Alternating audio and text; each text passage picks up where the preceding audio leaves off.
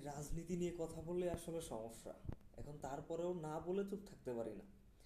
আপনি সেনাবাহিনী, পুলিশ এরা যে অভিযান শুরু করছে, আপনার লাস্ট 5 দিন 7 দিনের একটা নিউজ দেখেন আপনি, ওদের নিউজগুলো দেখেন আপনি, 5 দিন 7 দিনের নিউজ দেখেন। 100টা 100টা 150টা আপনি নিউজ পাবেন যেখানে এটা রাজনৈতিক দল। নাম বললে তো সমস্যা, চাকরি থাকবে না, এটা তো সিম্পল বিষয়, আরও কত কিছু থাকবে না, মাথা নাও থাকতে পারে। তো একটা রাজনৈতিক দলের নেতাকর্মীরা, এটা হয়েছে অমুক দলের নেতা, এটা হয়েছে অমুক দলের নেতা, সবই তারা।